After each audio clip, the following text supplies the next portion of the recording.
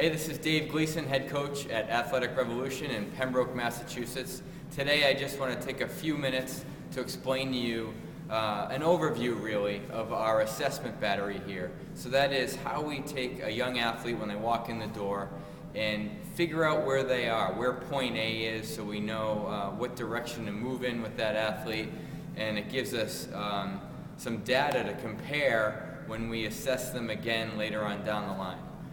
First of all, what I want to tell you is that just like with our program, we wanted to meet the kids where they are. So with that, if you can imagine trying to do a fitness assessment as it's typically done these days for an hour with a 6 to 9 year old kid. That's a little bit much to ask. Our assessment battery, for that reason, can be done with a 6 to 9 year old in about 3 to 4 minutes. As we move up to the 10 to 13 year old age group, that takes a little bit longer. And then a little bit longer for the high school age athletes, the 14 plus. But again, it's not so intrusive and so complex that it takes a complete session away just to try to teach the kids enough so that they can do the assessment that you're looking for. You will not see a 1 rep max here. You will not see a shuttle run test for time. You will not see a sit and reach test to see how flexible they are. What you will see is a specific rating system that's been developed, and it's just, I think it's brilliant. It's so innovative and it works so well. We have attorneys working on it. We hope to be patent pending soon. And let me tell you why. This is how it works. We look at every young athlete from ankle to shoulder. And we do that and we assess their technical ability. We call it the rate of technical ability in certain areas. We'll put them through what we call the Big Five. There are 5 different exercises just to start out. We add a couple more of those for the high school kids. But we want to see what kind of ankle mobility they have. Now, ankle mobility is kind of this forgotten commodity in terms of speed and agility. Ankle mobility and strength plays a very large role in an athlete's ability to decelerate or slow down, stop, and take off to go the other way. So we take a look at that. As we move up, we look at hip mobility and strength. We look at lower lumbar or lower back. How does that part of their body react in certain situations or during a certain activity?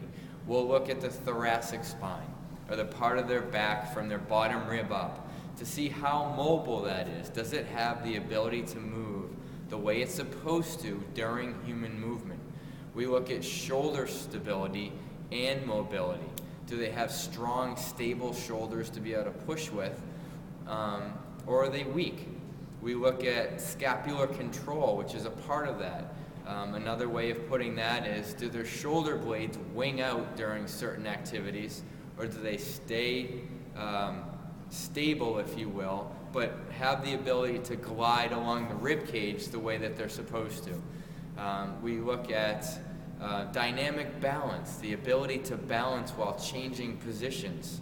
Now that, to me, sounds very familiar to what we do in sport and athletics and life. We look at all these different things. We look at, now that I'm thinking of it, systemic strength. How does their body work as a unit to produce force? As a system, as a complete unit. That's how we're made to work, to move. So we look at all these aspects, and they're graded, if you will, with a grading system, again, going back to rate of technical ability.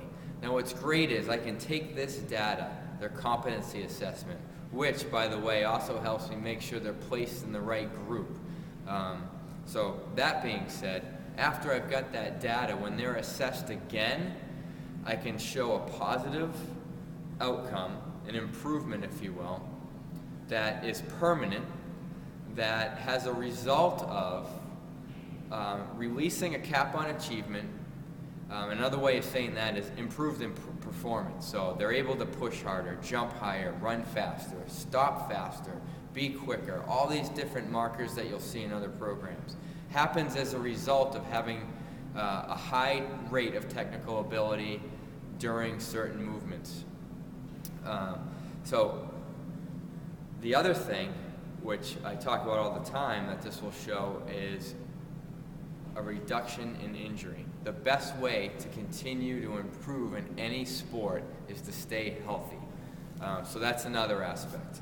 Again, you won't see a 1 rep max in here, especially for a young child. I don't know why anyone would do that.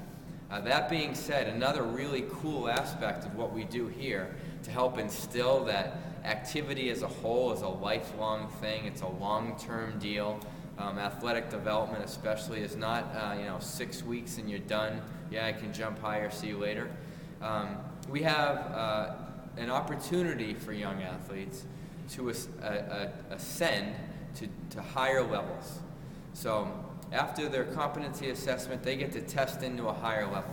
What I love about that is it gives a reward for achievement. How often today do we ask our kids to achieve just for the sake of achieving? There's no goal at the end. Well, here that's different. They have a goal. Then they can reach that goal. After that, they've got another goal because there's another level. There's another level after that. There's actually upwards to 9 levels currently, and we're adding, that these kids can go through from the time that they're 6 all the way through high school. And it's really exciting. I remember when I was a kid, we had the Presidential Physical Fitness Award. And I tried so hard, and I practiced everything that I had to do those sit-ups and the pull-ups and the run and all that stuff. I wanted that patch on my sleeve, and I couldn't wait till it came in the mail with that little certificate signed by whoever the president was at that time. We're trying to bring back that culture to kids, that physical culture, and that's part of it. So you can see how it's ingrained in our programming, it's ingrained in our assessment batteries. I'm really excited to share that with you. And it's another way that I think we can differentiate ourselves from the other programs that you see out there. We're not so concerned about their performance. We're concerned about how they improve their performance, what foundation they have that results in better performance and injury reduction. So with that said, I'm going to let you go. I thank you for taking a few minutes to listen to this overview of our assessment battery at Athletic Revolution. If you have any questions, please give us a call at 781-312-7808. You can definitely get online as you're watching this at athleticrevolutionsouthshore.com. I'd be so excited to talk to you, to work with your kids, so hopefully I'll talk to you real soon. Thank you so much.